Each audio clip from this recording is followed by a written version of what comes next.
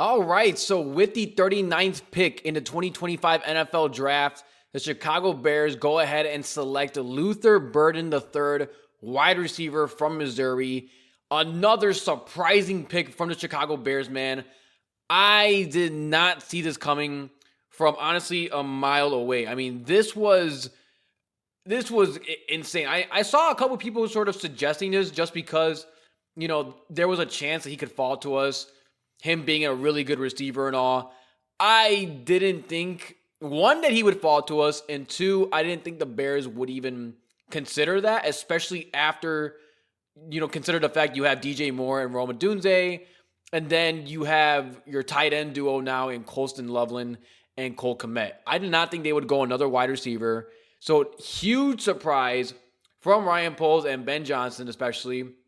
But taking a look at Luther Burden here, 6 foot, 206 pounds, not the biggest receiver, but okay size. He ran a 4.41 40-yard dash, so he's definitely got some speed on him.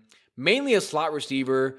And honestly, this is a receiver that was just used completely wrong, man. I mean, this was one of the crazier things I've seen out of a college prospect, where he really should have just gone to another school. Honestly, he was so underutilized in Missouri, and honestly, he was just a short route guy. He was really your short route guy, and he was limited to that. I mean, they wouldn't really let him do anything. Obviously you have, Brady Cook as your QB, not the best QB, obviously, but take a look at this stat. 75% of his career catches in college were all within 10 yards. That is absolutely insane. That is borderline criminal for a receiver like Luther Burden. And honestly, guys, this screams, once again, another Ben Johnson pick. We got ourselves an Amon-Ra St. Brown. We got ourselves our Sam Laporta from the first round. And if you actually take a look at this quote that I'm going to read to you guys right here from an NFC National Scout, he says this: I think he got bored with that offense. His playing style is like Jerry Jeudy, but with Amon-Ra St. Brown, hands, and toughness. So it's pretty obvious what Ben's doing here, guys. He is bringing Detroit's offense to Chicago, and I'm all for it. Honestly, I'll say this, my thoughts here.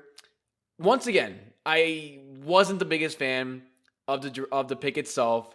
Once I heard it, I was actually at the store when I was watching it on my phone. I couldn't really hear the name at first, and then when I saw the name, I was like, another receiver, really? When we could have gone running back, we could have gone offensive lineman, defensive lineman.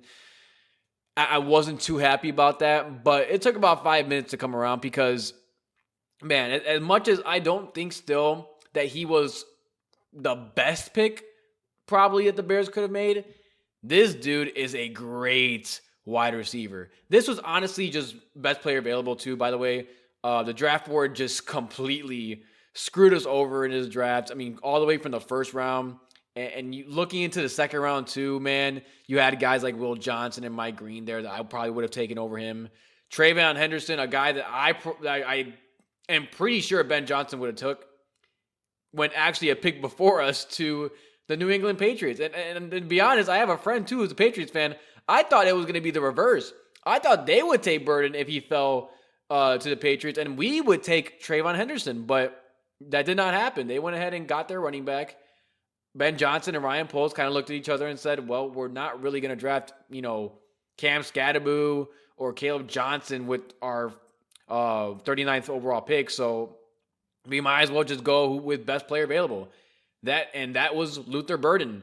Once again, I don't know how this man fell to the second round. He was my wide receiver 2 out of this entire draft class, and honestly, I could have put him at wide receiver 1, even above Tetairoa McMillan, who went 8th overall to the Panthers. And I believe this guy was the 3rd or 4th receiver off the board. I could be mistaken on that.